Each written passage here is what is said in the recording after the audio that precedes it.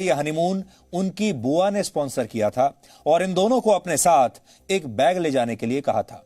और ये पति पत्नी जैसे ही कतर के इंटरनेशनल एयरपोर्ट पर पहुंचे, वहां के पुलिस ने इनके बैग्स की जांच की और जो बैग इनकी बुआ ने इन्हें दिया था उसमें भारी मात्रा में ड्रग्स मिली।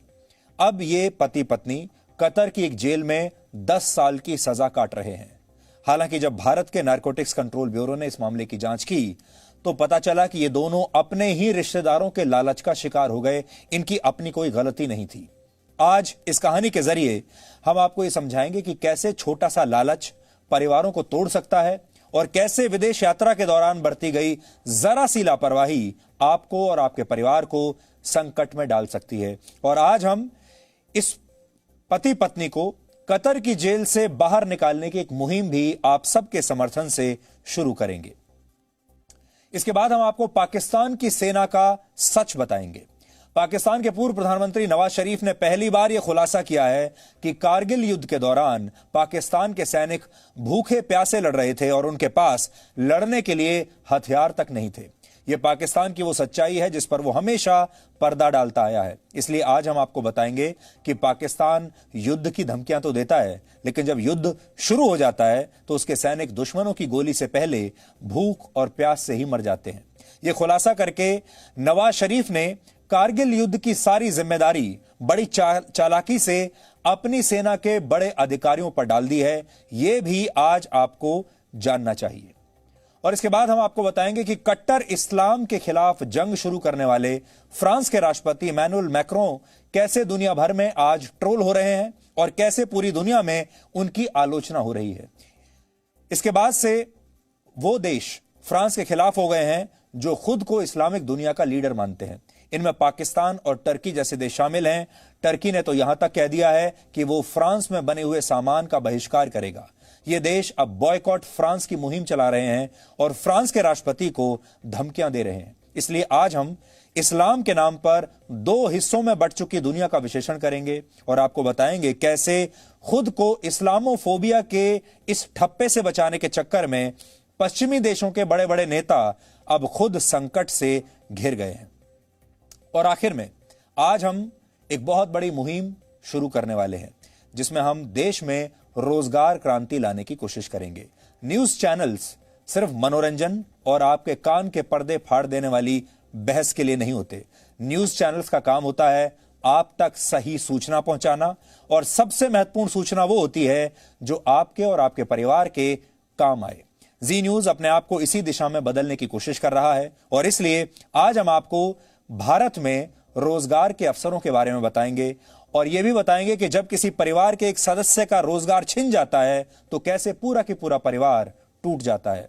यह भारत के 25 करोड़ परिवारों के लिए बहुत ही काम की खबर है और इसे आज आप सबको मिस नहीं करना चाहिए और साथ ही आपको जी न्यूज का इस मुहिम में पूरा साथ देना चाहिए, क्योंकि हम सिर्फ अपने आप को नहीं बल्कि पूरे मीडिया को बदलने की कोशिश कर रहे हैं। आज अगर आप ऐसी सकारात्मक मुहिम में हमारा साथ देंगे तो भविष्य में दूसरे चैनल भी आपको इसी तरह की सकारात्मक खबरें दिखाना शुरू करेंगे और धीरे धीरे पूरा मीडिया बदल जाएगा। लेकिन सबसे पहले आज की तमाम बड़ी खबरें नॉनस्टॉप न्यूज में। भारत और अमेरिका के बीच आज 2+2 बातचीत हो रही है। दिल्ली में विदेश मंत्री एस जयशंकर और अमेरिका के विदेश मंत्री माइक पोम्पियो के बीच बातचीत जारी है।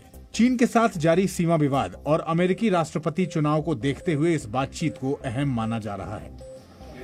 वहीं रक्षा मंत्री राजनाथ सिंह और अमेरिकी रक्षा मंत्री मार्क एस्पर के बीच बातचीत के बाद दोनों देशों के सैन्य समझौते BECA यानी basic exchange and cooperation agreement पर हस्ताक्षर की सहमति बन गई। भारतीय रक्षा मंत्रालय के मुताबिक BECA 4 मूलभूत समझौतों में से अंतिम है। ये समझौता अमेरिका और भारतीय सशस्त्र बलों के बीच विस्तारित भूमि स्थानिक जानकारी साझा करने की अनुमति देगा।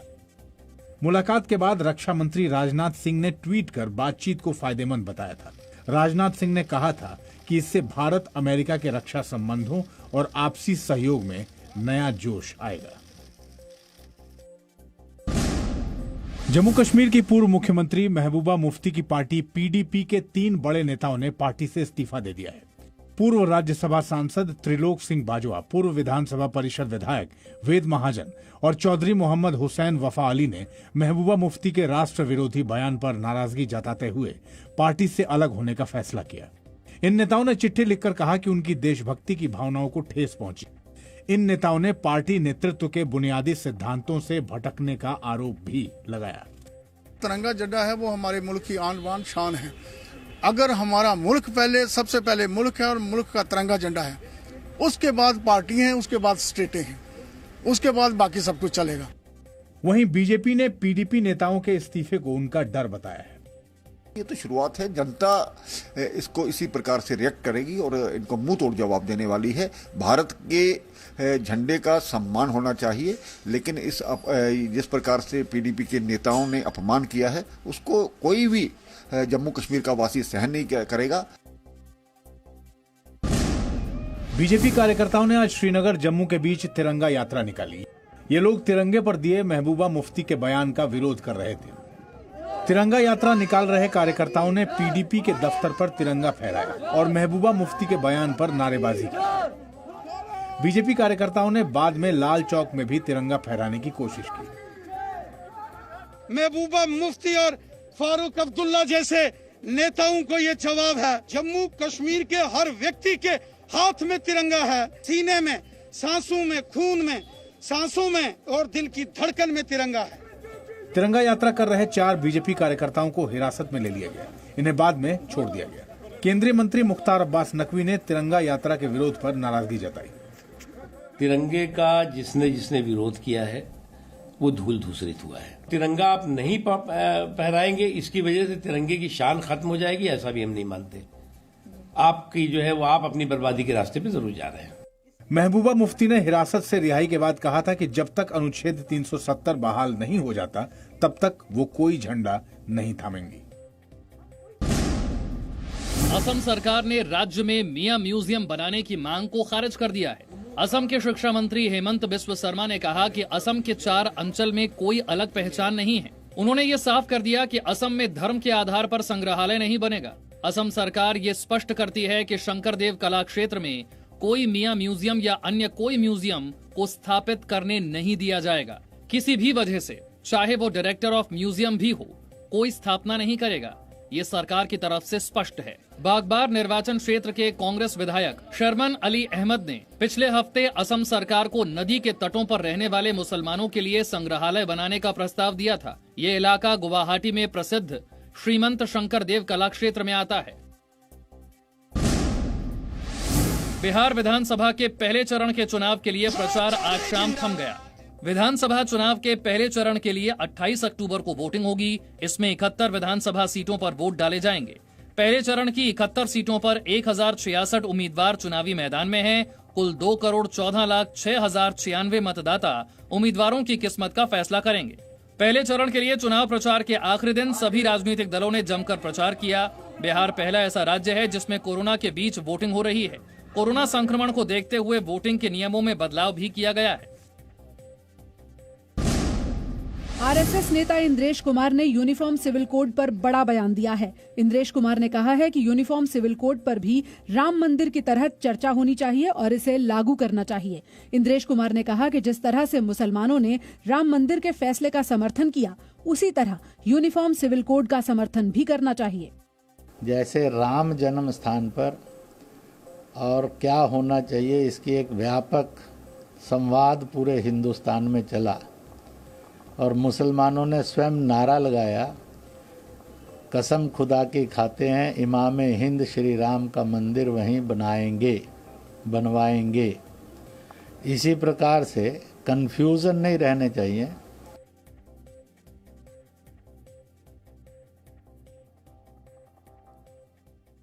आज सबसे पहले मैं आपको गोवा के एक छोटे से गांव से आई एक कहानी सुनाना चाहता हूं और ये कहानी आप ध्यान से सुनिएगा।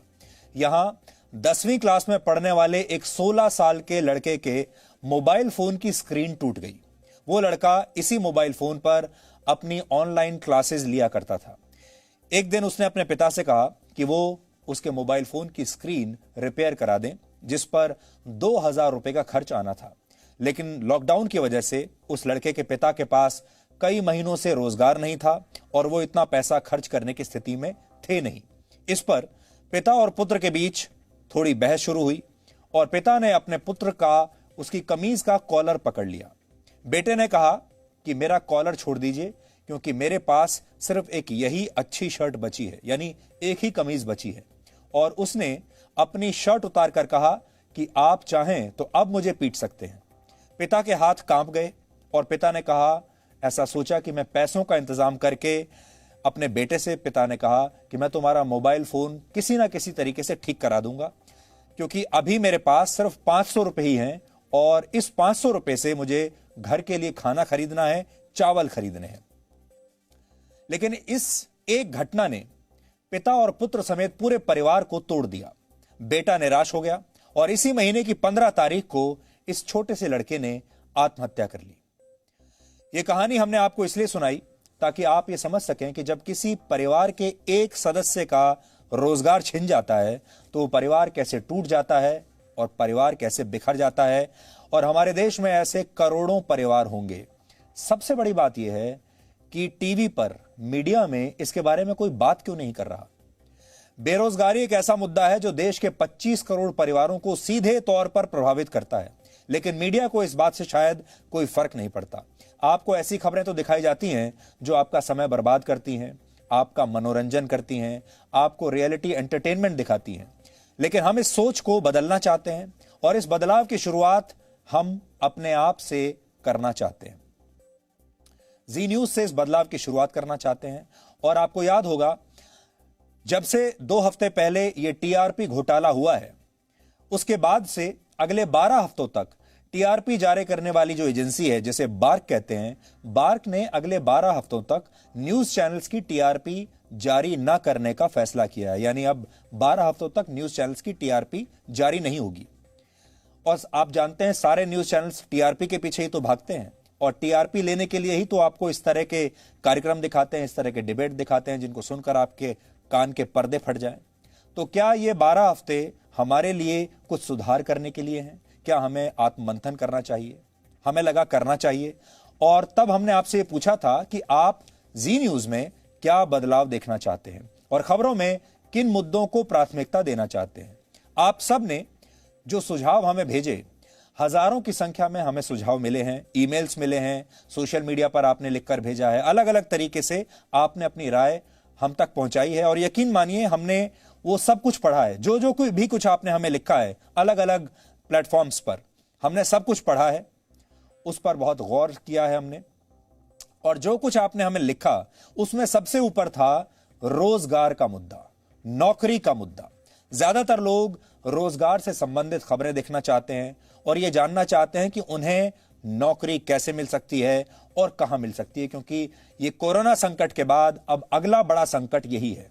हमने इस पर बहुत विचार किया और सोचा कि हम इस बारे में आपकी क्या मदद कर सकते हैं, सूचना देने में क्या मदद कर सकते हैं, क्योंकि मीडिया का जो पहला काम होता है वो होता है आप तक सही सूचना पहुंचाना।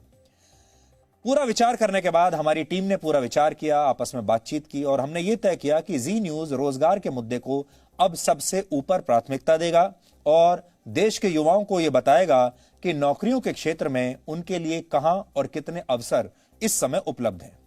जो लोग न्यूज चैनल्स पर चीखना, चिल्लाना, उछल कूद और नाच गाना देखने के आदी हो चुके हैं, हो सकता है उन्हें हमारी ये मुहिम काफी बोरिंग लगेगी, क्योंकि शायद वो सूचनाओं के लिए न्यूज चैनल्स पर अब आते ही नहीं।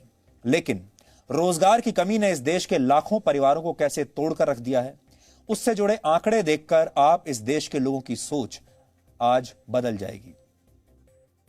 क्या आप जानते हैं, भारत में हर दिन 10 लोग सिर्फ इसलिए आत्महत्या कर लेते हैं क्योंकि उनके पास नौकरी नहीं है।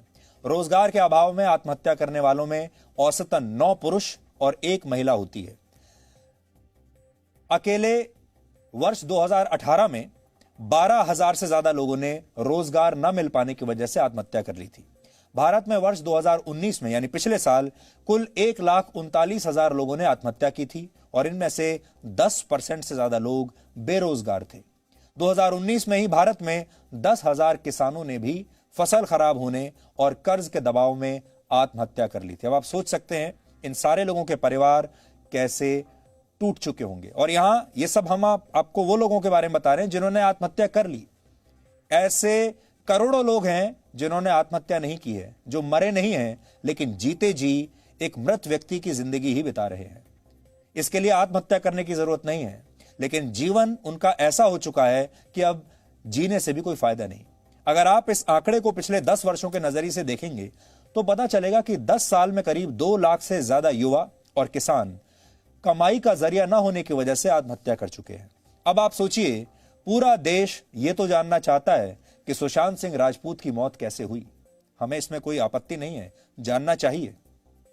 लेकिन क्या आप में से कोई उन लाखों लोगों के बारे में भी जानना चाहता है जिन्होंने बेरोजगारी की वजह से अपनी जान दे दी? आपके भी जान पहचान वालों के बहुत सारे परिवारों में ऐसे लोग होंगे जिनकी नौकरियां या तो चली गई हैं या उन्हें मिली ही नहीं है और इस समय वो बहुत बुरी स्थिति में है। सुशांत की मौत की जांच सीबीआई से कराए जाने की मांग बिल्कुल सही है। मांग तो उठती है कि सुशांत की मौत की जांच सीबीआई करे, लेकिन कितने लोग हैं जो बेरोजगारी की वजह से होने वाली मौतों की भी कोई जांच कराना चाहेंगे? कितने लोग हैं जो बेरोजगारों की आत्महत्या के मुद्दे को सोशल मीडिया पर हर रोज ट्रेंड कराना चाहते हैं?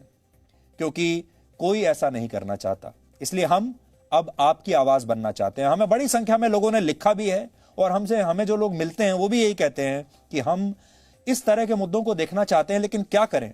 कोई हमारी बात सुनने के लिए तैयार नहीं, कोई हमारा फीडबैक लेने के लिए तैयार नहीं।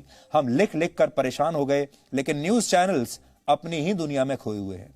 इसलिए हम जी न्यूज पर आज से रोजगार समाचार नाम का एक कार्यक्रम शुरू कर रहे हैं। अगर आप हमारी इस मुहिम को समर्थन देंगे तो यकीन मानिए ये स्थिति बदल सकती है। हम ये कैसे करेंगे, पहले आप इसकी एक झलक देखिए और फिर हम आपको बताएंगे कि आज हमारे पास आपके लिए रोजगार के कौन कौन से समाचार हैं।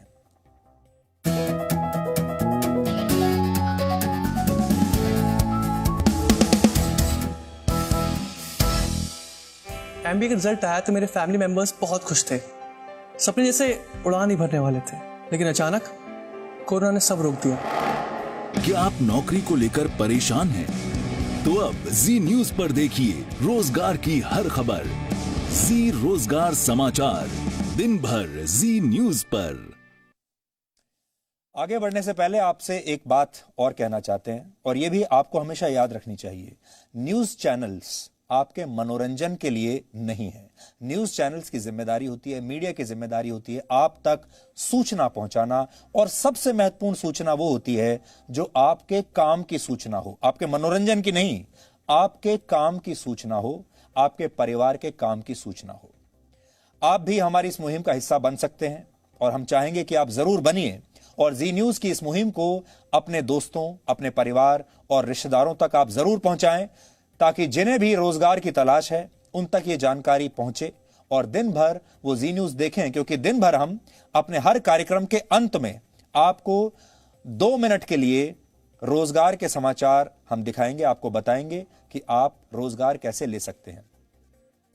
फिलहाल रोजगार के सबसे ज्यादा जो अवसर हैं वो बैंकिंग और finance, insurance, telecom, real estate, BPO, IT sector और कृषि के क्षेत्र में उपलब्ध है। लेकिन लॉकडाउन और कोरोना वायरस की वजह से लगभग हर क्षेत्र में उपलब्ध रोजगारों की संख्या कम हुई है। इस साल की शुरुआत से लेकर सितंबर महीने तक भारत में रोजगार की दर क्या थी, उसका आंकड़ा इस समय आपकी स्क्रीन पर है। पहले चरण में हम आपको सिर्फ सरकारी नौकरियों की जानकारी दे रहे हैं, लेकिन धीरे धीरे हम अपनी इस मुहिम में प्राइवेट सेक्टर में उपलब्ध नौकरियों के बारे में भी आपको बताएंगे और हमारी कोशिश रहेगी कि हम आगे चलकर अपनी इस मुहिम का और विस्तार करें और भविष्य में इस मुहिम में हम ऑर्गेनाइज्ड और अनऑर्गेनाइज्ड सेक्टर्स को भी आपके लिए शामिल करें। आपकी योग्यता 8वीं कक्षा से लेकर पीएचडी तक की क्यों ना हो, हम आपको आप सब के लिए उपलब्ध रोजगार के अवसरों के बारे में लगातार बताते रहेंगे, आपको अपडेट हम देते रहेंगे। भारत के लोग और खासकर युवा रोजगार की खबरों को क्यों प्राथमिकता देना चाहते हैं, इस बारे में हमने आम लोगों से बात की, युवाओं से बात की, उनके मां बाप से भी बात की। उन्होंने क्या कहा आज आप सबको सुनना चाहिए, ताकि आपको समझ में आए कि हमारे देश में लोगों की असली प्राथमिकताएं क्या हैं। लास्ट ऑर्गेनाइजेशन में मैंने काम करा, 3 महीने इंटर्नशिप करी और यही था कि मैं एज एन एम्प्लॉय हो जाऊंगी, बट कोविड की वजह से कुछ हो नहीं पाया। फिर मैंने कोविड के बाद एक और चांस दिया और स्टिल मैं भी इंटर्नशिप ही कर रही हूँ इस बेसिस पे कि मैं 3 महीने बाद इंटर्नशिप करके as a regular employ create. मैं जब पास आउट हुआ तो मुझे इतनी जॉब ऑफर हुई नहीं, उनको सबको पहले एक्सपीरियंस चाहिए होता था। लेकिन फिर जब मैंने इंटर्नशिप की, मैंने कहा कि इंटर्नशिप आप मुझे करवा दीजिए, तो उन्होंने कहा कि अभी इंटर्नशिप के लिए भी हमारे पास कोई प्लेस है नहीं, अगर आपको फ्री में हमारे पास काम करना है तो आप फ्री में कर लीजिए। तो मैंने फ्री में भी हाँ कर दिया था। लेकिन जब 3-4 मंथ्स हो गए इंटर्नशिप मुझे करते करते, मेरा काम भी उन्हें काफ़ी अच्छा लगा। लेकिन उनके बाद उन्होंने मुझे कहा कि आपके अभी हमारे पास सफिशिएंट प्लेस नहीं है कि प्रॉपर हम एक जॉब ऑफर करें आपको, तो उन्होंने फिर मुझे इंटर्नशिप से भी हटा दिया। कई लोगों के लिए है, पर कई लोगों के लिए जॉब बहुत ज़्यादा इम्पोर्टेंट है। कई लोग चाहते हैं कि चलो ठीक है सैलरी कट रही है कोई बात नहीं, पर एटलीस्ट जॉब तो है। तो जॉब सिक्योरिटी इस टाइम पे सबसे ज़्यादा मेरे हिसाब से बहुत ज़्यादा इम्पोर्टेंट है, रादर देन थिंकिंग कि हाँ सैलरी आ रही है या नहीं आ रही है। सैलरी कम आ रही है कोई बात नहीं, आप अपने एक्सपेंसेस कम कर सकते हो, पर अगर जॉब ही हाथ में नहीं है तो सैलरी भी नहीं होगी। हम ग्रेजुएट्स की समस्या तो ऐसी हो गई कि 120 की स्पीड से चलती हुई गाड़ी पे जैसे किसी ने एकदम से ब्रेक मार दिया हो। अब मन में हमेशा यही सवाल चलता रहता है कि अब मैं क्या करूं, अब मैं कहां जाऊं, अब मैं कैसे कर पाऊंगी अपना करियर सिक्योर।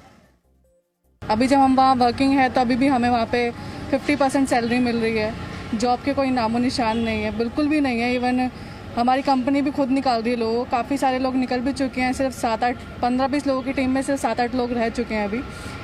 तो प्राइवेट सेक्टर हो चाहे गवर्नमेंट सेक्टर हो, दोनों का बहुत बुरा हाल है इस टाइम। मैं BSc ग्रेजुएट हूँ और इधर ही बेंगलोर में जॉब के लिए आया, लेकिन लॉकडाउन लग गया। लॉकडाउन में खाने पीने का भी बहुत प्रॉब्लम हुआ, इसलिए मैं अपने सिस्टर के घर रहा। अभी भी जॉब ढूंढ रहे हैं लेकिन जॉब नहीं मिल रही बेंगलोर में। किसी भी कंपनी में जाओ इंटरव्यू देने के लिए तो लोग बोलते हैं कि नो वैकेंसी। बहुत सी कंपनीज में ट्राई करा था, कुछ नहीं हुआ, सब कंपनीज निकाल रहे हैं, मतलब मना कर रहे हैं। रिक्रूट हुए थे एक बार तो फिर उसमें निकाल रहे हैं वो लोग, उन लोगों ने जॉब से निकाल दिया। जॉब की अब तो कुछ उम्मीद नहीं है, सब कंपनियों में ट्राई करा, सब कंपनियां निकाल रही हैं, मना कर देती कि अब रिक्रूटमेंट नहीं ले सकते हम, कोरोना कारण लॉस में है सब कंपनी इस टाइप से। इसलिए इस कोरोना टाइम पे सबसे ज़्यादा जो इफेक्ट हुए हैं वो स्टूडेंट्स हुए हैं, क्योंकि उनको अपने भविष्य का पता नहीं है, उनको एक्चुअल किस रास्ते पे जाना है। एक्चुअल में सब स्टूडेंट तैयारी कर रहे हैं लेकिन पेपर समय पर नहीं होने की वजह से वो डिप्रेशन में चले जा रहे हैं। ड्यू टू कोरोना वो ज़्यादा परेशान है। हम यहाँ इस मुद्दे पर जी न्यूज़ पर लंबी कई घंटों की बहस नहीं करना चाहते, किसी से सवाल नहीं करना चाहते, किसी से आपको हम कोई कान फोड़ू, आपके कान के पर्दे फाड़ देने वाली डिबेट नहीं करना चाहते, किसी की ट्रोलिंग नहीं करना चाहते। शांत तरीके से एक मुहिम शुरू करना चाहते हैं, सकारात्मक मुहिम, उसमें आपका साथ मांग रहे हैं और हम अपने स्तर पर यह पूरा डेटा खोजेंगे, इसे प्रोसेस करेंगे, चाहे वो प्राइवेट सेक्टर का हो, सरकारी सेक्टर का हो, ऑर्गेनाइज सेक्टर का हो, डिसऑर्गेनाइज सेक्टर का हो, और आपके सामने हम पेश करेंगे।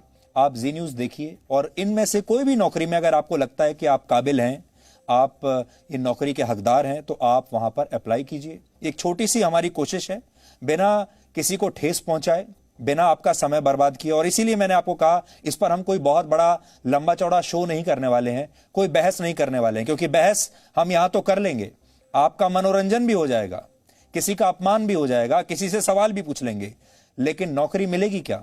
सवाल है नौकरी मिलेगी और जवाब है नौकरी तब भी नहीं मिलेगी। इसलिए हम आपके जीवन के सिर्फ 2 मिनट लेंगे और जैसा हमने आपको बताया, जी न्यूज़ के हर प्रोग्राम के आखिर में 2 मिनट हम रोजगार की समस्या को देंगे और आपको वो पूरा डेटा बताएंगे कि आज कहां पर नौकरियां उपलब्ध हैं। शुरुआत हम सरकारी सेक्टर से कर रहे हैं, फिर उसके बाद इसका और आगे हम विस्तार करेंगे। किसी परिवार में जब किसी एक सदस्य का भी रोजगार चला जाता है तो उस पूरे परिवार पर संकट आ जाता है और पूरा परिवार एक तरह से टूट जाता है। हम परिवारों को बिखरने से रोकने के लिए एक छोटी सी कोशिश आज से शुरू कर रहे हैं और हम चाहते हैं कि रोजगार से जुड़ी आपकी चिंताओं का जितना हो सके, जितना हम कर सकते हैं, उतना समाधान हम आपको दें। अगर आप भी इस समय किसी सरकारी नौकरी की तलाश में हैं तो उससे जुड़ी जानकारियां इस समय आपकी स्क्रीन पर हैं। आप चाहें तो ये जानकारियां नोट कर सकते हैं। अगर आप योग्य हैं तो आप इन नौकरियों के लिए आवेदन दे सकते हैं, आवेदन कर सकते हैं और इसे अपना एक रूटीन बना लीजिए। आप हर रोज जी न्यूज देखिए और हर रोज जी न्यूज आपको सैकड़ों हजारों की संख्या में नौकरियों के बारे में जरूर बताएगा। अब ये आपके ऊपर है, आप इस मुहिम को कितना बड़ा मुहिम बनाना चाहते हैं, कैसे आप अपने परिवार, अपने दोस्तों की मदद करना चाहते हैं।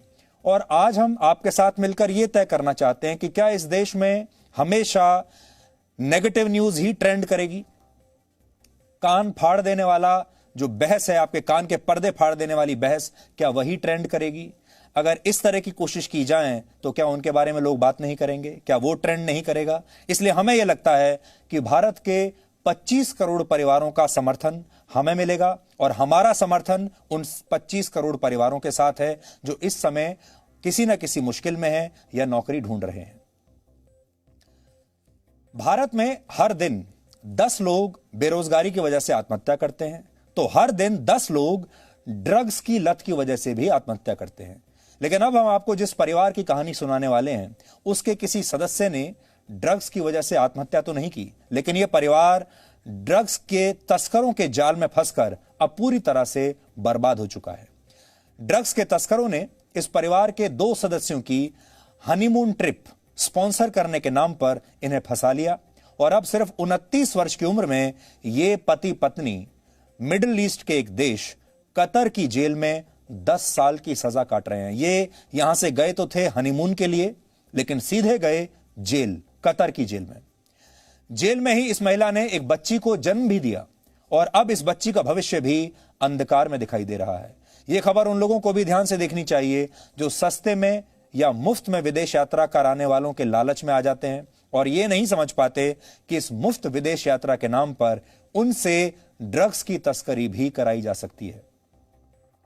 यह कहानी पिछले साल जुलाई में शुरू हुई थी, जब मुंबई में रहने वाले मोहम्मद शरीक और उनकी पत्नी ओनिबा कौसर को उनकी एक रिश्तेदार अपने खर्च पर हनीमून पर भेजती है। इस रिश्तेदार का नाम है तबस्सुम कुरैशी। तबस्सुम रिश्ते में मोहम्मद शरीक की बुआ है और बुआ ने अपने भतीजे से कहा कि मैं तुम्हारी हनीमून ट्रिप को स्पॉन्सर करती हूं। तबस्सुम इस पति पत्नी को लालच देती है कि वो अपने खर्च पर उन्हें कतर भेज रही है, लेकिन शर्त भी एक रखती है और शर्त यह है कि इन्हें अपने साथ तंबाकू के कुछ पैकेट ले जाने होंगे जिसमें कुछ भी गैर कानूनी नहीं है। मोहम्मद शरीक और उनकी पत्नी ओनिबा इसके लिए आसानी से तैयार हो जाते हैं क्योंकि उन्हें मुफ्त में ट्रिप मिल रहा है, उन्हें हवाई जहाज की टिकट मिल रही है, क्योंकि विवाह के बाद ये दोनों हनीमून पर जा नहीं पाए थे और अब मुफ्त का हनीमून मिल रहा था। जिस समय इन दोनों के पास ये ऑफर आया तब ओनिबा प्रेग्नेंट थी, गर्भवती थी। लेकिन पिछले 6 जुलाई को ये दोनों जैसे ही कतर के इंटरनेशनल एयरपोर्ट पर पहुंचे तो इनके साथ कुछ ऐसा हुआ जिसके बारे में इन्होंने कभी कल्पना भी नहीं की थी। इन दोनों को एयरपोर्ट पर ही गिरफ्तार कर लिया गया और उसके बाद जेल में डाल दिया गया। इनके पास से आखिर ऐसा क्या मिला कि इन्हें एयरपोर्ट पर उतरते ही गिरफ्तार किया गया और फिर जेल में डाल दिया गया, ये हम आपको बताएंगे। लेकिन पहले आप मोहम्मद शरीक और उनकी बुआ के बीच फोन पर हुई उस बातचीत की एक रिकॉर्डिंग सुनिए जिसमें इनकी बुआ अपने साथ इन्हें एक बैग ले जाने के लिए कह रही है और इस बैग की वजह से ही आज ये पति पत्नी जेल में है। देखो अभी आएंगे शाम में लोग मिलने, शायद भाई तुमसे आ जाएंगे या फिर डायरेक्ट कॉल करेंगे। कल सुबह तुमको फिर लेने आएगी कार, तो फिर कैसा कल कार लेने आएगी, वही इनोवा आएगी और क्या नाम है, फिर रूम पे लेके जाके कपड़े जो है ना सब सेट करके फ्लाइट वहां तक छोड़ेंगे एयरपोर्ट तक। ओके तो फूफा मैं क्या पूछ रहा था, ये जो सामान देते हो क्या रहता है, मतलब वही सब मानिकचंद वगैरह ही रहता है। अभी देखिए 2 जन गए ना, अफरोज इन लोग को ही भिजाइए। उन लोग को मतलब अभी सब काम बहुत स्लो चल रहा है ना बेटा, पैसे सब कम ही कर दे रहे, तो जैसे बेचारे सबको चल, सबका बेचारों का रोजी चले यार, अल्लाह ताला अपने को तो ऐसा ही है। मतलब मानिकचंद वगैरह रहता हाँ हाँ वही रहता है मेरा बच्चा, उन लोगों को टेंशन नहीं है।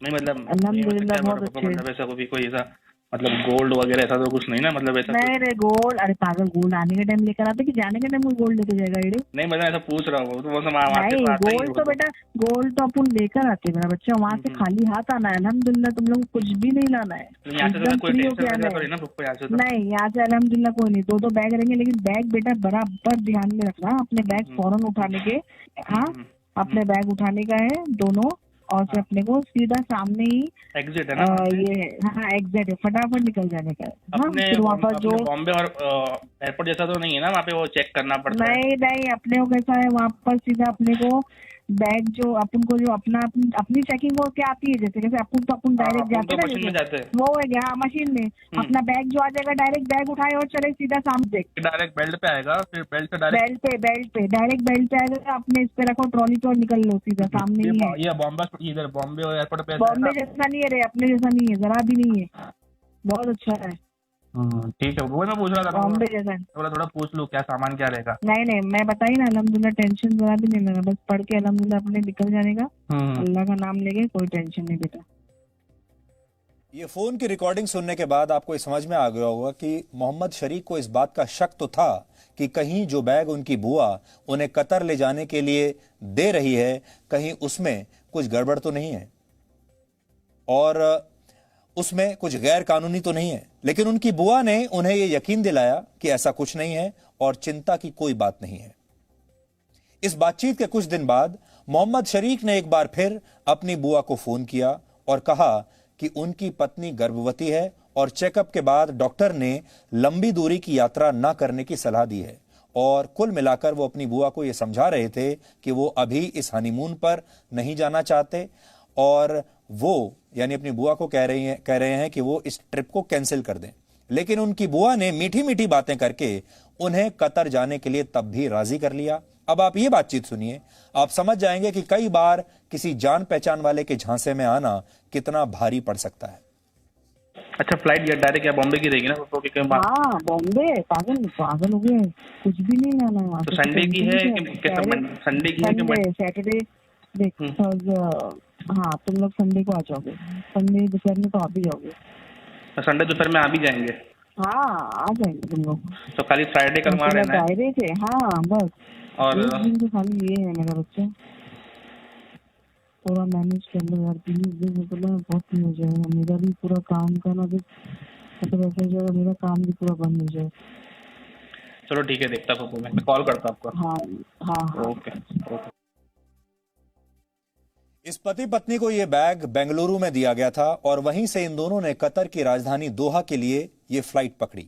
लेकिन जब ये दोनों एयरपोर्ट पर उतरे तो इनके इसी बैग से 4 किलोग्राम हशीश मिली, जो एक प्रतिबंधित ड्रग है।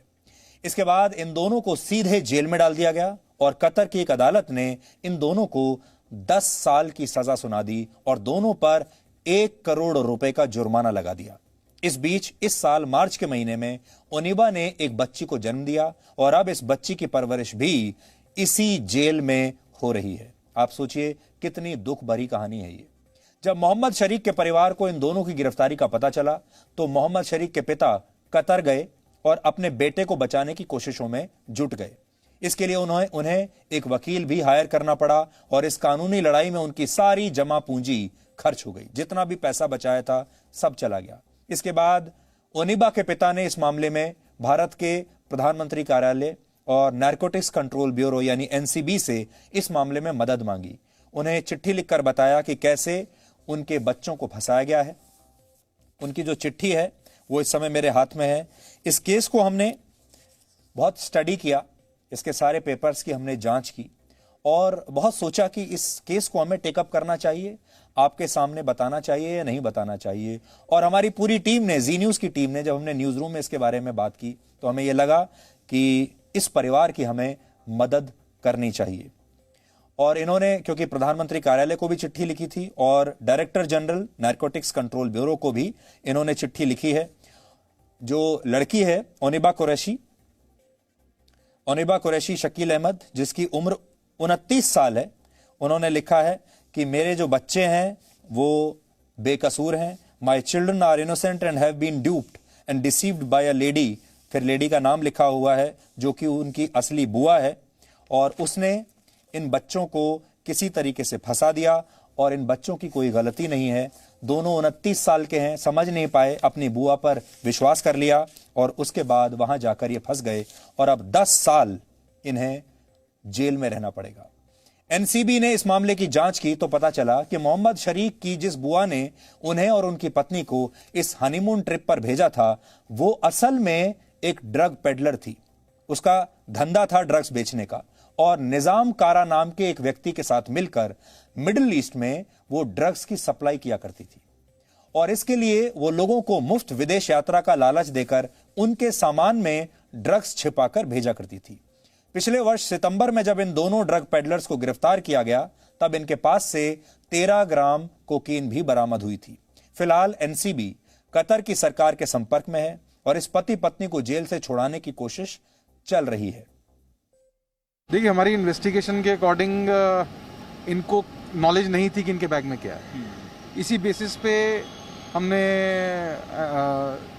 डिप्लोमेटिक चैनल्स को यूज़ किया एंड अपनी इन्वेस्टिगेशन की पूरी रिपोर्ट बनाने के बाद भी when DG Rakesh Asthana sir को कंफर्म हो गया कि ये एक केस इनोसेंस का है, कॉन्शियस पोजीशन का नहीं है, उसके बाद इमीडिएट एक्शन लेने के बाद हमने ट्राई कर रहे हैं कि इन इनोसेंट कपल को इंडिया वापस लाएं। जब वो वहाँ पहुँची थी तो वो प्रेग्नेंट थी, तो वहीं जेल में ही उसने बेटी को बर्थ दिया। अब नियरली उनकी बेटी वहाँ पे 1 साल की हो चुकी है, जो कि for no reason of hers और हर पेरेंट्स वो एक जेल में बैठे। अभी फिलहाल यहाँ से आपका लाइन ऑफ एक्शन क्या रहेगा? लाइन ऑफ एक्शन यही रहेगा कि एनसीबी ने अपने एंड पे जितनी इन्वेस्टिगेशन करी है, कोई और एजेंसी ने इस सिंडिकेट की इन्वेस्टिगेशन कर रखी हो, क्योंकि ये सिंडिकेट का ये एक कंपोनेंट है जो कि बड़ा सिंडिकेट है, कासरगोड नेटवर्क है ये।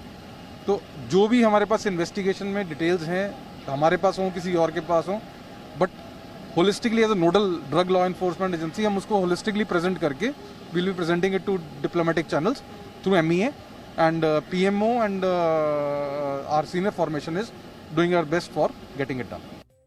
नहीं जा सकते पप्पू, आप ऐसा मत वो करो, डॉक्टर ने मना किया।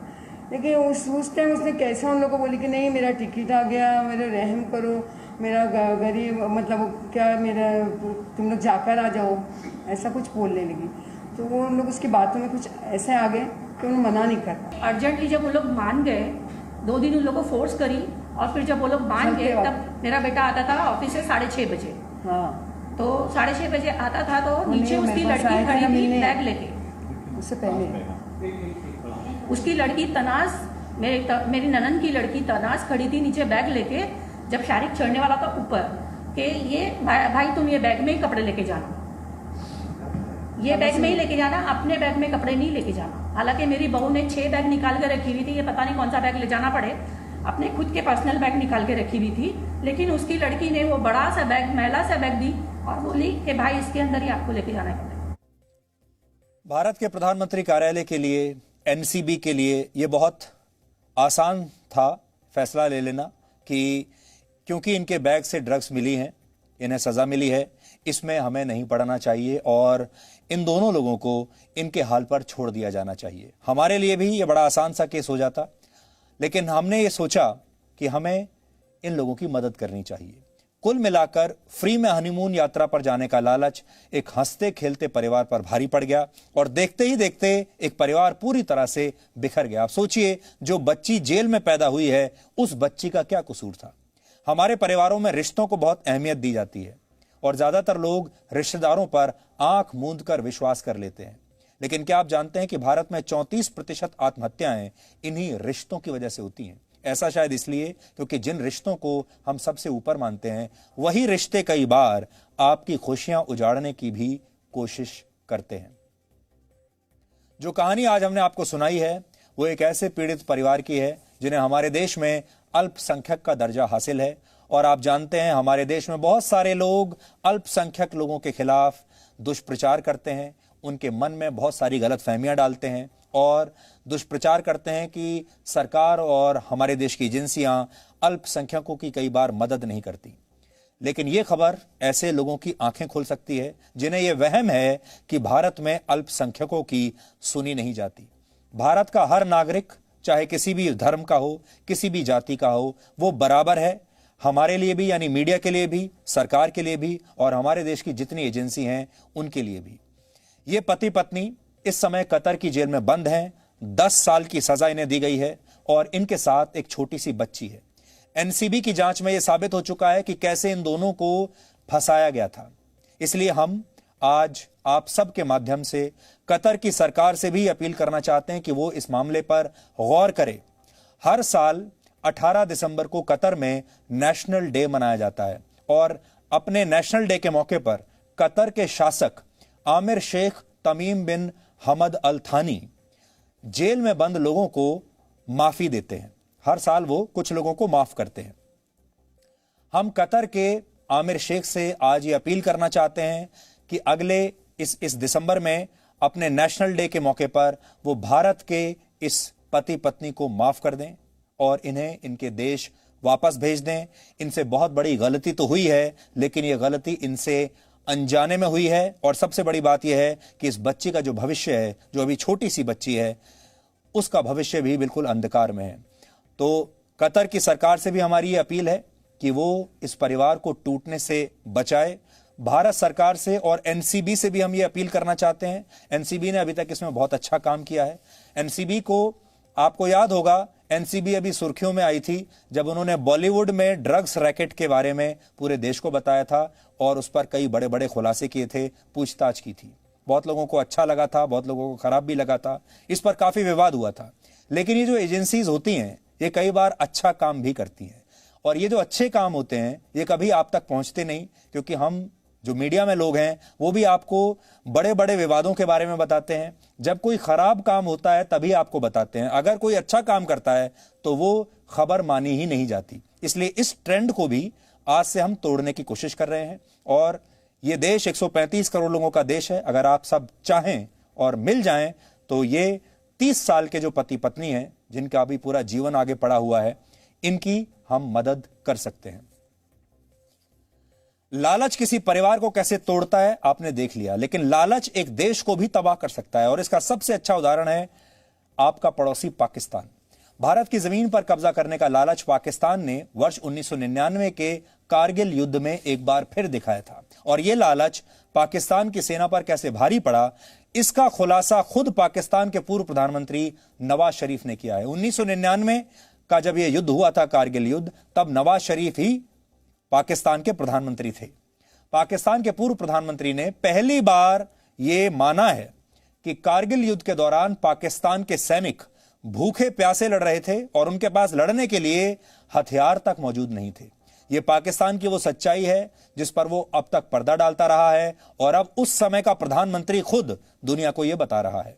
पिछले कुछ दिनों से नवाज शरीफ लगातार पाकिस्तान की सेना और पाकिस्तान के सेनाध्यक्ष पर बड़े बड़े आरोप लगा रहे हैं और अब उन्होंने कारगिल युद्ध की सच्चाई दुनिया को बता दी है। 1999 में कारगिल युद्ध के समय नवाज शरीफ ही पाकिस्तान के प्रधानमंत्री थे और जनरल परवेज मुशर्रफ पाकिस्तान के सेना प्रमुख थे उस समय। नवाज शरीफ के मुताबिक कारगिल युद्ध में पाकिस्तान के सैकड़ों सैनिकों की मौत के लिए पाकिस्तान के ही कुछ जनरल जिम्मेदार हैं। सबसे पहले आप नवाज शरीफ की ये बातें सुनिए, उसके बाद हम आपको बताएंगे कि 21 साल के बाद नवाज शरीफ ने कारगिल का ये सच बताने का फैसला क्यों किया, अब तक क्यों छुपाया और आज अचानक उनका हृदय परिवर्तन कैसे हो गया। वो लम्हा मेरे लिए इंतहाई तकलीफ दे था जब मुझे ये पता चला कि हमारे बहादुर सिपाही ये दुहाई देते रहे कि उन दूर अफ्तादा चोटियों पर खुराक नहीं लेकिन असला तो भिजवाएं। वो फौजी जिन्हें उस जंग के पीछे असल अजाइम का पता ही नहीं था, जिन्हें मुल्क को कौम की सरबुलंदी के नाम पर महाज पर भेजा गया था, जानों के नजराने देते रहे, लेकिन मुल्क को कौम को क्या हासिल हुआ। कारगिल ऑपरेशन के पीछे वही किरदार थे जिन्होंने अपने उन घिनौने जराइम पर पर्दा डालने और सजाओं से बचने के लिए 12 अक्टूबर 1999 को बगावत की और मार्शल लॉ नाफिज किया। ये परवेज मुशर्रफ और उसके चंद साथी थे जिन्होंने फौज के इदारे को अपने मजमूम मकासद के लिए इस्तेमाल किया, बल्कि बदनाम किया। तो नवाज शरीफ की ये बातें सुनकर आप ये मत सोचिएगा कि नवाज शरीफ अचानक से बड़े शरीफ हो गए हैं और उनका हृदय परिवर्तन हो गया है। ऐसा बिल्कुल नहीं है। आप ये ना सोचिएगा कि वो पाकिस्तान का पूरा सच बता रहे हैं या आगे भी बताएंगे। 1999 में पाकिस्तान की फौज कारगिल की चोटियों पर मौजूद भारतीय पोस्ट पर धोखाधड़ी से कब्जा कर रही थी। उस समय इसके आर्किटेक्ट नवाज शरीफ और जनरल परवेज मुशर्रफ की जोड़ी थी। यानी एक तरह से कारगिल युद्ध का पूरा ऑपरेशन नवाज शरीफ और जनरल परवेज मुशर्रफ का एक जॉइंट वेंचर था, जिससे अब नवाज शरीफ मुकर रहे हैं, मना कर रहे हैं। और यही बात अगर आप जनरल परवेज मुशर्रफ से भी पूछेंगे, वो भी इससे इनकार कर देंगे। अब वो भी इसकी जिम्मेदारी नहीं लेंगे। और हैरानी की बात यह है कि नवाज शरीफ इस समय लंदन में बैठे हैं और जनरल परवेज मुशर्रफ भी पाकिस्तान में नहीं है, वो इस समय दुबई में बैठे हैं और उनकी तो काफी हालत खराब है इस समय। हालांकि एक होशियार नेता की तरह नवाज शरीफ ने कारगिल युद्ध को जनरल मुशर्रफ का प्लान बता दिया। अगर तब पाकिस्तान की सेना कारगिल की चोटियों पर कब्जा करने में सफल हो जाती तो संभव है कि नवाज शरीफ आज इसका पूरा श्रेय खुद ले रहे होते और पूरी दुनिया को यह बता रहे होते कि यह मेरा आइडिया था। अब आपको कारगिल युद्ध की 5 बड़ी बातें बताते हैं। शायद आप भूल गए होंगे, 1999 की बात है।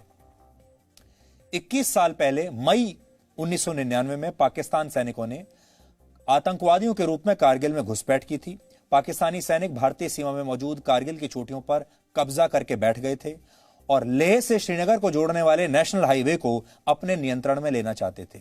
यह हाईवे एक तरह से जम्मू कश्मीर की लाइफलाइन है।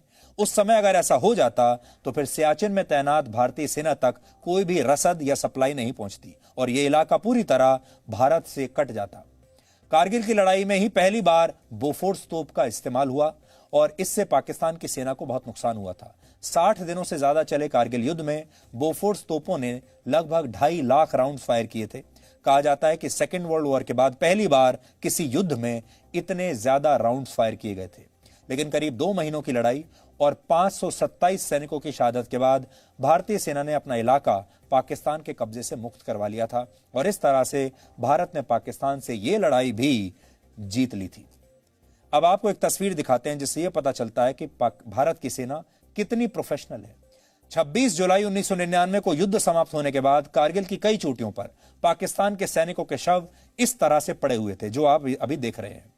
हालांकि तब पाकिस्तान ने अपने सैनिकों के शवों को भी स्वीकार करने से इनकार कर दिया था, शव लेने भी नहीं आए और भारतीय सेना ने पाकिस्तान के इन सैनिकों के शवों को अपनी सैन्य परंपराओं के तहत वहीं पर दफना दिया था। उस समय की तस्वीर हम आपको दिखा रहे हैं।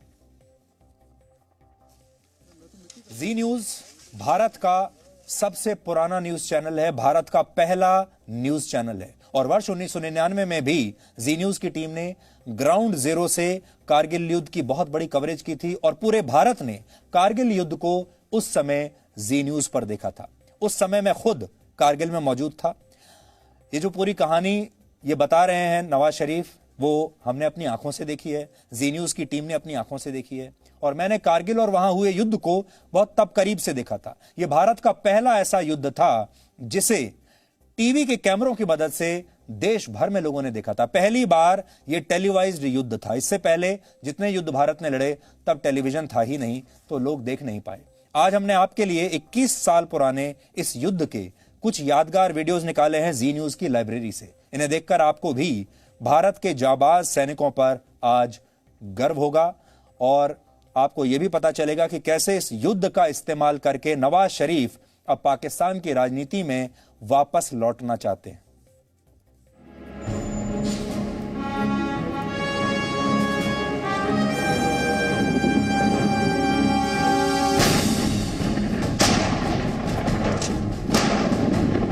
देखो वो बताएगी।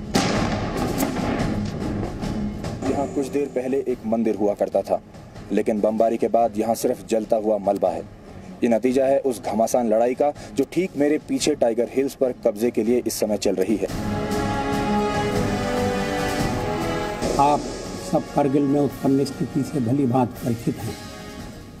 ये एक गंभीर स्थिति है, यह खतरों से भरी स्थिति है।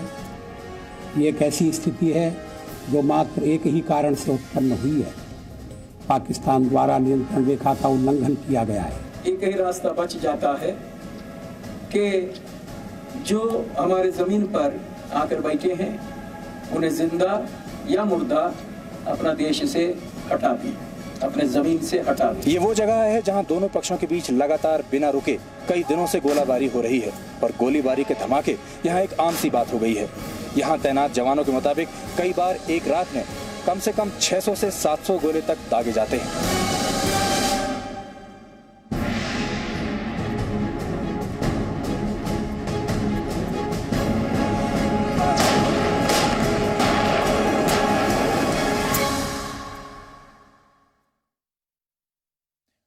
समय देश के रक्षा मंत्री थे जॉर्ज फर्नांडिस और प्रधानमंत्री थे अटल बिहारी वाजपेयी। आज दोनों ही इस दुनिया में नहीं हैं, लेकिन उस समय उनके जो बयान थे, उनके जो भाषण थे, वो जी न्यूज़ की लाइब्रेरी में आज भी मौजूद हैं। उस समय जो युद्ध हुआ था उसकी सारी तस्वीरें और उसके सारे वीडियोस आज भी जी न्यूज़ की लाइब्रेरी में मौजूद हैं।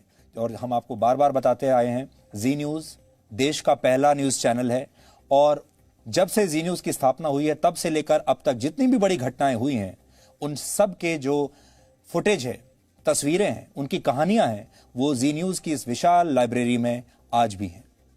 अब हम 4 मिनट का छोटा सा ब्रेक ले रहे हैं। ब्रेक के बाद आपको बताएंगे कि कट्टर इस्लाम के खिलाफ जंग शुरू करने वाले फ्रांस के राष्ट्रपति इमैनुअल मैक्रों को आज दुनिया भर में ट्रोल क्यों किया जा रहा है, उनकी आलोचना क्यों की जा रही है और क्यों हमें उनका समर्थन करना चाहिए।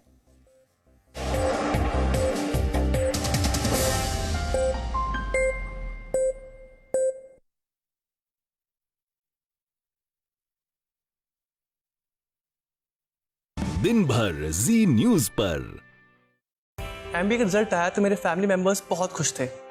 सपने जैसे उड़ान ही भरने वाले थे, लेकिन अचानक कोरोना ने सब रोक दिया। क्या आप नौकरी को लेकर परेशान हैं? तो अब जी न्यूज़ पर देखिए रोजगार की हर खबर। जी रोजगार समाचार दिन भर जी न्यूज़ पर। कोविड काल में क्या आप नौकरी को लेकर परेशान हैं? तो अब जी न्यूज़ पर देखिए रोजगार की हर खबर। जी रोजगार समाचार दिन भर जी न्यूज़ पर। 1 साल पहले ग्रेजुएशन कंप्लीट करा था। घर पे सबको बहुत उम्मीदें थी, बेटी है, कुछ करके दिखाएगी। काफी इंटर्नशिप्स भी करी थी कॉलेज में, प्लेसमेंट भी हो ही चुका था, लेकिन कोविड के आते ही सब। क्या आप नौकरी को लेकर परेशान हैं? तो अब जी न्यूज़ पर देखिए रोजगार की हर खबर। जी रोजगार समाचार दिन भर जी न्यूज़ पर। एमबीए का रिजल्ट आया तो मेरे फैमिली मेंबर्स बहुत खुश थे। सपने जैसे उड़ान ही भरने वाले थे, लेकिन अचानक कोरोना ने सब रोक दिया। क्या आप नौकरी को लेकर परेशान हैं? तो अब जी न्यूज़ पर देखिए रोजगार की हर खबर। जी रोजगार समाचार दिन भर जी न्यूज़ पर। कोविड काल में क्या आप नौकरी को लेकर परेशान हैं? तो अब जी न्यूज़ पर देखिए रोजगार की हर खबर। जी रोजगार समाचार दिन भर जी न्यूज़ पर। 1 साल पहले ग्रेजुएशन कंप्लीट करा था। घर पे सबको बहुत उम्मीदें थी, बेटी है, कुछ करके दिखाएगी। काफी इंटर्नशिप्स भी करी थी कॉलेज में, प्लेसमेंट भी हो ही चुका था, लेकिन कोविड के आते ही सब। क्या आप नौकरी को लेकर परेशान हैं? तो अब जी न्यूज़ पर देखिए रोजगार की हर खबर। जी रोजगार समाचार दिन भर जी न्यूज़ पर। एमबीए का रिजल्ट आया तो मेरे फैमिली मेंबर्स बहुत खुश थे। सपने जैसे उड़ान ही भरने वाले थे, लेकिन अचानक कोरोना ने सब रोक दिया। क्या आप नौकरी को लेकर परेशान हैं? तो अब जी न्यूज़ पर देखिए रोजगार की हर खबर। जी रोजगार समाचार दिन भर जी न्यूज़ पर। कोविड काल में क्या आप नौकरी को लेकर परेशान हैं? तो अब जी न्यूज़ पर देखिए रोजगार की हर खबर। जी रोजगार समाचार दिन भर जी न्यूज़ पर। 1 साल पहले ग्रेजुएशन कंप्लीट करा था। घर पे सबको बहुत उम्मीदें थी, बेटी है, कुछ करके दिखाएगी। काफी इंटर्नशिप्स भी करी थी कॉलेज में, प्लेसमेंट भी हो ही चुका था, लेकिन कोविड के आते ही सब। क्या आप नौकरी को लेकर परेशान हैं? तो अब जी न्यूज़ पर देखिए रोजगार की हर खबर। जी रोजगार समाचार दिन भर जी न्यूज़ पर। एमबीए का रिजल्ट आया तो मेरे फैमिली मेंबर्स बहुत खुश थे। सपने जैसे उड़ान ही भरने वाले थे, लेकिन अचानक कोरोना ने सब रोक दिया। क्या आप नौकरी को लेकर परेशान हैं? तो अब जी न्यूज़ पर देखिए रोजगार की हर खबर। जी रोजगार समाचार दिन भर जी न्यूज़ पर। कोविड काल में क्या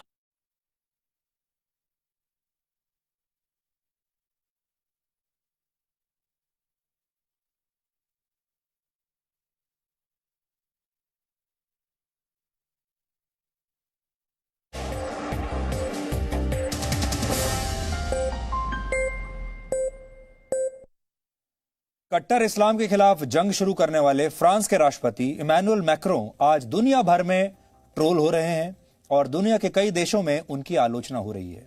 फ्रांस ने एक शिक्षक सैमुअल पैती की हत्या के बाद इस्लामिक आतंकवाद के खिलाफ एक निर्णायक युद्ध छेड़ दिया है। फ्रांस के राष्ट्रपति इमैनुअल मैक्रों ने साफ कह दिया है कि कट्टरपंथी इस्लाम के लिए अब फ्रांस में अब कोई जगह नहीं होगी और ये एक बहुत बड़ा बयान है, बहुत बड़ा फैसला है। ये बात खुद को इस्लामिक दुनिया का लीडर मानने वाले देशों को इतनी चुभ गई कि इन लोगों ने फ्रांस का विरोध करना शुरू कर दिया और आज दिन भर सोशल मीडिया पर पूरी दुनिया में बॉयकॉट फ्रेंच प्रोडक्ट्स और बॉयकॉट फ्रांस जैसे हैशटैग ट्रेंड करते रहे। यहां तक कि भारत में भी ये ट्रेंड कर रहे हैं। टर्की के राष्ट्रपति अर्दोआन ने फ्रांस के राष्ट्रपति की आलोचना करते हुए शब्दों की मर्यादा तक को उन्होंने भुला दिया और उन्होंने यहां तक कह दिया कि मैक्रों की मानसिक स्थिति की जांच की जानी चाहिए। इतने नाराज हो गए। सुनिए उन्होंने क्या कहा।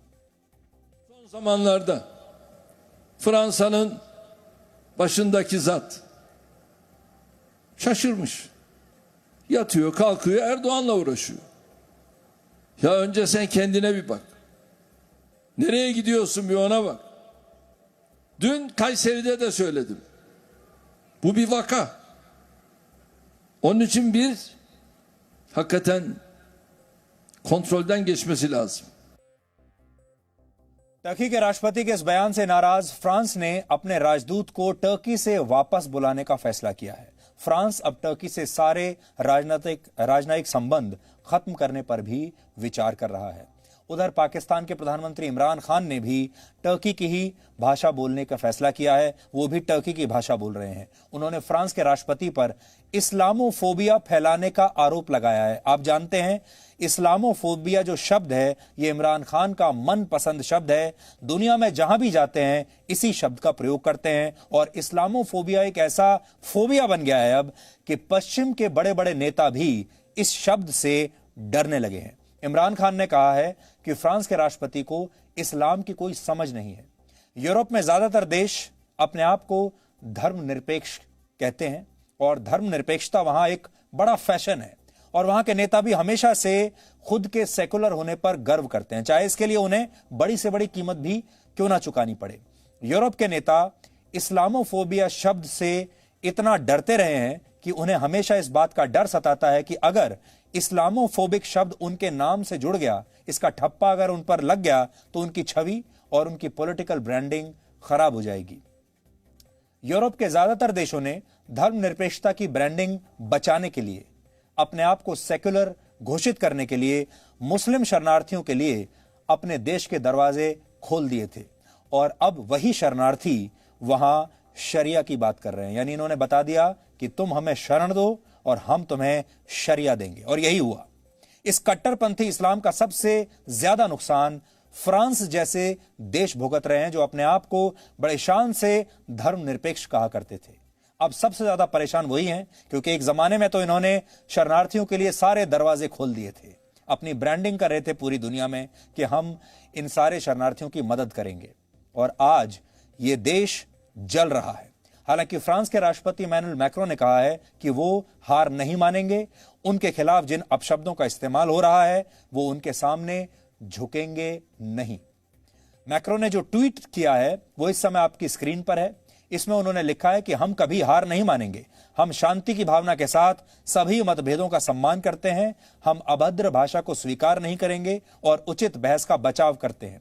हम हमेशा मानवीय गरिमा और सार्वभौमिक मूल्यों के पक्ष में रहेंगे, ऐसा उन्होंने आज कहा है। यानी इतनी धमकियों के बावजूद फ्रांस के राष्ट्रपति अपनी सेक्युलर छवि को बचाने की कोशिश कर रहे हैं लेकिन झुकने के लिए भी तैयार नहीं है। लेकिन यह तय है कि वो इस बार वो ऐसा कट्टर इस्लाम को बर्दाश्त करने की कीमत पर नहीं करेंगे जो कि अभी तक जर्मनी जैसे देश करते आए हैं। अब उन्हें अपनी गलती का एहसास हो रहा है। फ्रांस का जो विरोध टर्की और पाकिस्तान जैसे देशों में शुरू हुआ वो अब कुवैत, जॉर्डन और कतर जैसे देशों तक पहुंच गया है। इन देशों में अब फ्रांस में बने प्रोडक्ट्स का बहिष्कार करने की मांग हो रही है। खुद को इस्लामिक दुनिया का लीडर साबित करने की होड़ यहां तक पहुंच गई है कि जो सऊदी अरब धीरे धीरे खुद को प्रोग्रेसिव साबित कर रहा था, वहां भी फ्रांस और फ्रांस के राष्ट्रपति का विरोध शुरू हो गया है। कैसे विरोध हो रहा है इस समय आपकी स्क्रीन पर है। बड़े बड़े बैनर्स लगाकर दुनिया भर में, खास तौर पर जो मुस्लिम देश हैं, चाहे वो बांग्लादेश हो, चाहे वो कतर हो, चाहे वो टर्की हो, अब मैक्रों की तस्वीर लगाकर उनका विरोध शुरू हो गया है। और मैक्रों क्या कह रहे हैं? वो अपने लोगों की रक्षा करना चाहते हैं। वो धार्मिक कट्टरपंथी जो लोग हैं उनके खिलाफ आवाज उठा रहे हैं। इसमें गलत क्या है? एक तरीके से जितने लोग आपको दिख रहे हैं, ये फ्रांस में जिस शिक्षक का गला काटकर हत्या कर दी गई थी, ये सब उनके समर्थक हैं। फ्रांस में इस्लामिक कट्टरपंथ के उदय की वजह को समझने के लिए वहां की जनसंख्या वृद्धि को आज आपको समझना चाहिए। बहुत अच्छी केस स्टडी है ये। वर्ष 1900 से पहले फ्रांस में मुसलमानों की संख्या 1000 से भी कम थी, 1000 से कम। फिर वर्ष 1950 तक फ्रांस में मुसलमानों की जनसंख्या बढ़कर 1 लाख से ज्यादा हो गई, जो कि उस समय की कुल जनसंख्या के 1% से कम थी। अगले 10 साल में यहां मुसलमानों की संख्या 9 लाख से ज्यादा हो गई। फिर 1970 में यहां मुसलमानों की संख्या 20 लाख हुई। वर्ष 1960 से 70 के बीच फ्रांस की कुल जनसंख्या में करीब 50% का इजाफा हुआ, जिनमें मुसलमानों की संख्या 10 लाख थी। वर्ष 1980 में फ्रांस में मुसलमानों की आबादी 25 लाख तक पहुंच गई, जो कुल जनसंख्या का 5% था।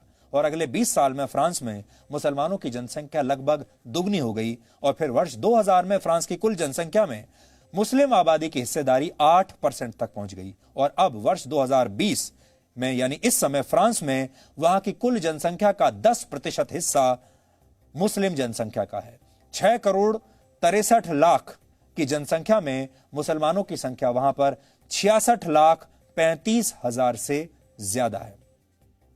पिछले 70 वर्षों में फ्रांस की जनसंख्या 59% तक बढ़ी, लेकिन इस दौरान वहां मुसलमानों की संख्या 65 गुना हो गई। फ्रांस की इस समय कुल जनसंख्या, जैसा हमने आपको बताया, 6 करोड़ 63 लाख है, जिनमें सबसे ज्यादा संख्या ईसाइयों की है। फ्रांस में 3 करोड़ 80 लाख लोग ईसाई धर्म को मानते हैं, जो कुल जनसंख्या का 57% है। इसके बाद उन लोगों की संख्या सबसे ज्यादा है जिनका किसी भी धर्म में विश्वास नहीं है। ऐसे लोगों की संख्या 2 करोड़ 8 लाख है, और ये 31% है वहां की जनसंख्या का। फ्रांस में इस्लाम को मानने वाले लोगों की संख्या 66 लाख के आसपास है, जो कुल जनसंख्या का 10% है। यहां 0.5% यहूदी रहते हैं, 0.46% लोग बौद्ध हैं, और हिंदुओं की संख्या यहां सिर्फ 1,21,000 है, जो कुल जनसंख्या का सिर्फ 0.18% है। तो यह भी आपको यहां ध्यान रखना चाहिए कि हिंदुओं की जनसंख्या 1% से भी कम है, और मुसलमानों की जो संख्या है वहां फ्रांस में वो 10% से ज्यादा है। और अगर आपने उनकी धार्मिक भावनाओं को ठेस पहुंचा दी, और ठेस कैसे पहुंचेगी आप तय नहीं करेंगे, वो तय करेंगे, तो फिर आपकी जान ले ली जाएगी तुरंत। और अगर उसका विरोध हुआ तो भी आपका बाहर निकलना मुश्किल। तो ये केस स्टडी है फ्रांस की, जो पूरे दुनिया को देखनी चाहिए। और सबसे बड़ी बात यह है कि जो इस्लाम के केंद्र हैं, सऊदी अरबिया जैसे देश, वो प्रोग्रेसिव हो रहे हैं। सऊदी अरबिया जैसे देशों में, जहां मक्का मदीना है, उन्होंने कोरोना वायरस के समय में अपनी मस्जिदों को बंद कर दिया था। वहां मक्का मदीना को उन्होंने बंद कर दिया। वहां महिलाओं को ज्यादा अधिकार दिए जा रहे हैं, सिनेमा हॉल खोले जा रहे हैं, वो प्रोग्रेसिव हो रहे हैं। लेकिन पाकिस्तान और टर्की जैसे जो देश हैं, वो वापस पीछे जाना चाहते हैं, वो और ज्यादा कट्टरपंथी समाज की तरफ बढ़ रहे हैं। और सबसे बड़ी बात, उससे भी बड़ी, वो ये कि पाकिस्तान और टर्की को चीन में जो मुसलमानों पर अत्याचार हो रहा है वो इन्हें नजर नहीं आ रहा। इमरान खान उसके बारे में कोई बात नहीं करना चाहते, जो चीन कर रहा है मुसलमानों के साथ। टर्की के जो राष्ट्रपति हैं वो उइगर मुसलमानों को, जो वीगर मुसलमान हैं, उन्हें वापस चीन भेज रहे हैं अपने देश से, उन्हें वहां उनको शरण देने के लिए तैयार नहीं है। और फ्रांस में कुछ हो रहा है, उसको लेकर राजनीति करते हैं। अब समय आ गया है, इस्लामोफोबिया शब्द का जो गलत इस्तेमाल किया जा रहा है उसे हमें एक्सपोज करना चाहिए और बताना चाहिए कि जो धर्मनिरपेक्षता का मतलब है वो ये है कि हर धर्म के लोगों को बराबर का अधिकार मिलेगा, कोई वहां वीआईपी नहीं है। अब आखिर में आज का सवाल, आज आपको यह बताना है कि 1947 में आज ही के दिन जम्मू कश्मीर रियासत के महाराजा ने किस महत्वपूर्ण दस्तावेज पर हस्ताक्षर किए थे। आज आपसे बहुत आसान सवाल पूछा है, आप बता भी देंगे। आप इस पर रिसर्च कीजिए और ब्रेक के बाद हम आपको इस सवाल का जवाब जरूर बताएंगे।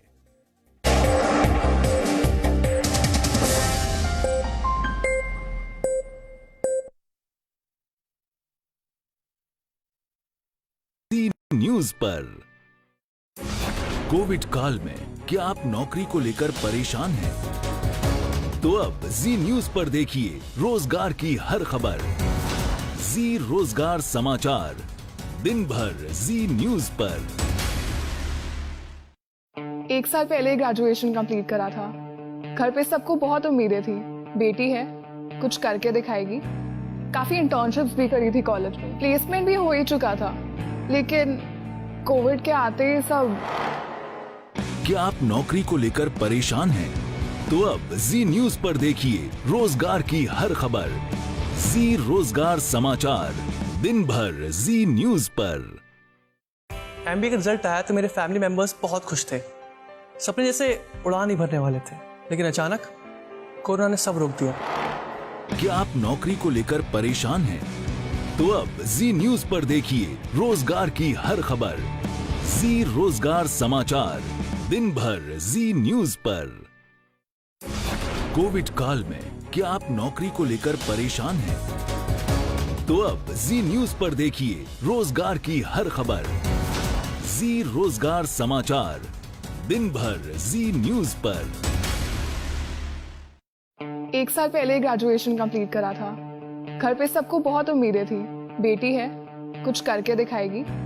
काफी इंटर्नशिप्स भी करी थी कॉलेज में, प्लेसमेंट भी हो ही चुका था, लेकिन कोविड के आते ही सब। क्या आप नौकरी को लेकर परेशान हैं? तो अब जी न्यूज पर देखिए रोजगार की हर खबर। जी रोजगार समाचार, दिन भर जी न्यूज पर। एमबीए का रिजल्ट आया तो मेरे फैमिली मेंबर्स बहुत खुश थे। सपने जैसे उड़ान ही भरने वाले थे, लेकिन अचानक कोरोना ने सब रोक दिया। क्या आप नौकरी को लेकर परेशान हैं? तो अब जी न्यूज पर देखिए रोजगार की हर खबर। जी रोजगार समाचार, दिन भर जी न्यूज पर।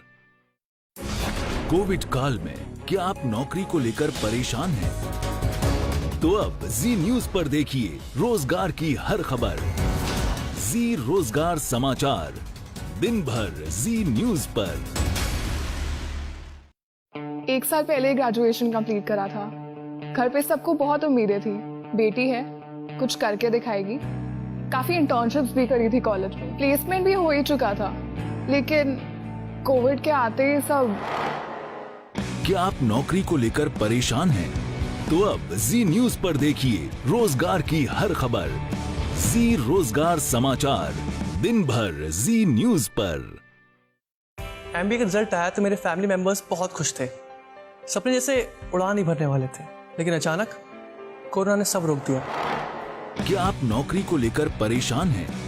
तो अब जी न्यूज पर देखिए रोजगार की हर खबर। जी रोजगार समाचार, दिन भर जी न्यूज पर। कोविड काल में क्या आप नौकरी को लेकर परेशान हैं? तो अब जी न्यूज पर देखिए रोजगार की हर खबर। जी रोजगार समाचार, दिन भर जी न्यूज पर। 1 साल पहले ग्रेजुएशन कंप्लीट करा था। घर पे सबको बहुत उम्मीदें थी, बेटी है कुछ करके दिखाएगी। काफी इंटर्नशिप्स भी करी थी कॉलेज में, प्लेसमेंट भी हो ही चुका था, लेकिन कोविड के आते ही सब। क्या आप नौकरी को लेकर परेशान हैं? तो अब जी न्यूज पर देखिए रोजगार की हर खबर। जी रोजगार समाचार, दिन भर जी न्यूज पर। एमबीए का रिजल्ट आया तो मेरे फैमिली मेंबर्स बहुत खुश थे। सपने जैसे उड़ान ही भरने वाले थे, लेकिन अचानक कोरोना ने सब रोक दिया। क्या आप नौकरी को लेकर परेशान हैं? तो अब जी न्यूज पर देखिए रोजगार की हर खबर। जी रोजगार समाचार, दिन भर जी न्यूज पर। कोविड काल में क्या आप नौकरी को लेकर परेशान हैं? तो अब जी न्यूज पर देखिए रोजगार की हर खबर। जी रोजगार समाचार, दिन भर जी न्यूज पर। 1 साल पहले ग्रेजुएशन कंप्लीट करा था। घर पे सबको बहुत उम्मीदें थी, बेटी है, कुछ करके दिखाएगी। काफी इंटर्नशिप्स भी करी थी कॉलेज में, प्लेसमेंट भी हो ही चुका था, लेकिन कोविड के आते सब। क्या आप नौकरी को लेकर परेशान हैं? तो अब जी न्यूज पर देखिए रोजगार की हर खबर। जी रोजगार समाचार, दिन भर जी न्यूज पर। एमबीए का रिजल्ट आया तो मेरे फैमिली मेंबर्स बहुत खुश थे। सपने जैसे उड़ान ही भरने वाले थे, लेकिन अचानक कोरोना ने सब रोक दिया। क्या आप नौकरी को लेकर परेशान हैं? तो अब जी न्यूज पर देखिए रोजगार की हर खबर। जी रोजगार समाचार, दिन भर जी न्यूज पर। कोविड काल में क्या आप नौकरी को लेकर परेशान हैं? तो अब जी न्यूज पर देखिए रोजगार की हर खबर। जी रोजगार समाचार, दिन भर जी न्यूज पर। 1 साल पहले ग्रेजुएशन कंप्लीट करा था। घर पे सबको बहुत उम्मीदें थी, बेटी है, कुछ करके दिखाएगी। काफी इंटर्नशिप्स भी करी थी कॉलेज में, प्लेसमेंट भी हो ही चुका था, लेकिन कोविड के आते सब। क्या आप नौकरी को लेकर परेशान हैं? तो अब जी न्यूज पर देखिए रोजगार की हर खबर। जी रोजगार समाचार, दिन भर जी न्यूज पर। एमबीए का रिजल्ट आया तो मेरे फैमिली मेंबर्स बहुत खुश थे। सपने जैसे उड़ान ही भरने वाले थे, लेकिन अचानक कोरोना ने सब रोक दिया। क्या आप नौकरी को लेकर परेशान हैं? तो अब जी न्यूज पर देखिए रोजगार की हर खबर। जी रोजगार समाचार, दिन भर जी न्यूज पर। कोविड काल में क्या आप नौकरी को लेकर परेशान हैं? तो अब जी न्यूज पर देखिए रोजगार की हर खबर। जी रोजगार समाचार, दिन भर जी न्यूज पर। 1 साल पहले ग्रेजुएशन कंप्लीट करा था। घर पे सबको बहुत उम्मीदें थी, बेटी है, कुछ करके दिखाएगी। काफी इंटर्नशिप्स भी करी थी कॉलेज में, प्लेसमेंट भी हो ही चुका था, लेकिन कोविड के आते सब। क्या आप नौकरी को लेकर परेशान हैं? तो अब जी न्यूज पर देखिए रोजगार की हर खबर। जी रोजगार समाचार, दिन भर जी न्यूज पर। एमबीए का रिजल्ट आया तो मेरे फैमिली मेंबर्स बहुत खुश थे। सपने जैसे उड़ान ही भरने वाले थे, लेकिन अचानक कोरोना ने सब रोक दिया। क्या आप नौकरी को लेकर परेशान हैं?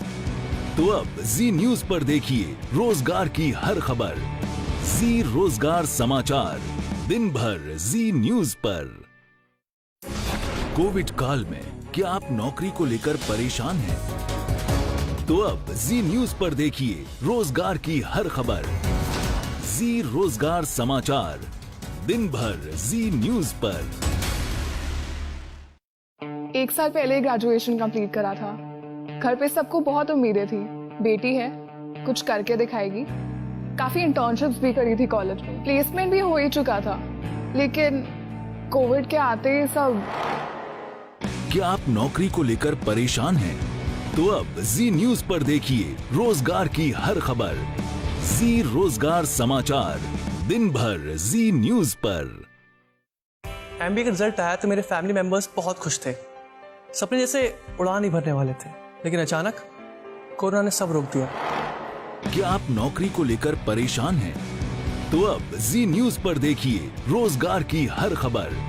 जी रोजगार समाचार, दिन भर जी न्यूज पर। कोविड काल में क्या आप नौकरी को लेकर परेशान हैं? तो अब जी न्यूज पर देखिए रोजगार की हर खबर। जी रोजगार समाचार, दिन भर जी न्यूज पर। 1 साल पहले ग्रेजुएशन कंप्लीट करा था। घर पे सबको बहुत उम्मीदें थी, बेटी है, कुछ करके दिखाएगी। काफी इंटर्नशिप्स भी करी थी कॉलेज में, प्लेसमेंट भी हो ही चुका था, लेकिन कोविड के आते सब। क्या आप नौकरी को लेकर परेशान हैं? तो अब जी न्यूज पर देखिए रोजगार की हर खबर। जी रोजगार समाचार, दिन भर जी न्यूज पर। एमबीए का रिजल्ट आया तो मेरे फैमिली मेंबर्स बहुत खुश थे। सपने जैसे उड़ान ही भरने वाले थे, लेकिन अचानक कोरोना ने सब रोक दिया। क्या आप नौकरी को लेकर परेशान हैं? तो अब जी न्यूज पर देखिए रोजगार की हर खबर। जी रोजगार समाचार, दिन भर जी न्यूज पर। कोविड काल में क्या आप नौकरी को लेकर परेशान हैं? तो अब जी न्यूज पर देखिए रोजगार की हर खबर।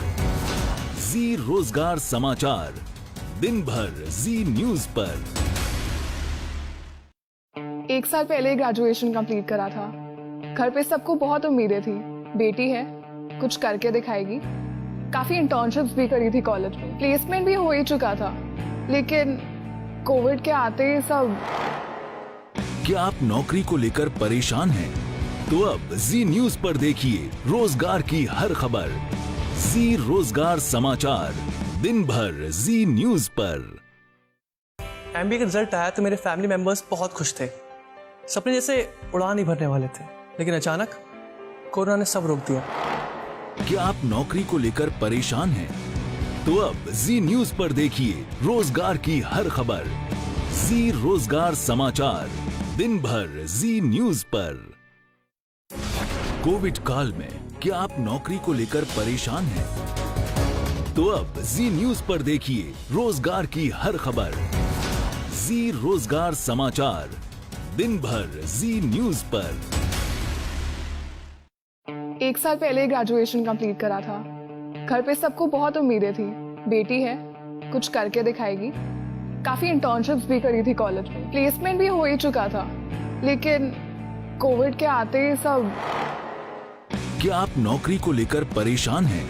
तो अब जी न्यूज पर देखिए रोजगार की हर खबर। जी रोजगार समाचार, दिन भर जी न्यूज पर। एमबीए का रिजल्ट आया तो मेरे फैमिली मेंबर्स बहुत खुश थे। सपने जैसे उड़ान ही भरने वाले थे, लेकिन अचानक कोरोना ने सब रोक दिया। क्या आप नौकरी को लेकर परेशान हैं? तो अब जी न्यूज पर देखिए रोजगार की हर खबर। जी रोजगार समाचार, दिन भर जी न्यूज पर। कोविड काल में क्या आप नौकरी को लेकर परेशान हैं? तो अब जी न्यूज पर देखिए रोजगार की हर खबर। जी रोजगार समाचार, दिन भर जी न्यूज पर। 1 साल पहले ग्रेजुएशन कंप्लीट करा था। घर पे सबको बहुत उम्मीदें थी, बेटी है, कुछ करके दिखाएगी। काफी इंटर्नशिप्स भी करी थी कॉलेज में, प्लेसमेंट भी हो ही चुका था, लेकिन कोविड के आते ही सब। क्या आप नौकरी को लेकर परेशान हैं? तो अब जी न्यूज पर देखिए रोजगार की हर खबर। जी रोजगार समाचार, दिन भर जी न्यूज पर। एमबीए का रिजल्ट आया तो मेरे फैमिली मेंबर्स बहुत खुश थे। सपने जैसे उड़ान ही भरने वाले।